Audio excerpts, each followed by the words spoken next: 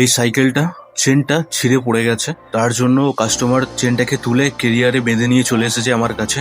আমি এই চেনটা ফিটিং করব, চেনটা পরাবো আবার কেটে জয়েন করে। এই যে তোমরা দেখতে পাচ্ছ চেনটা কেরিয়ারে বাঁধা আছে।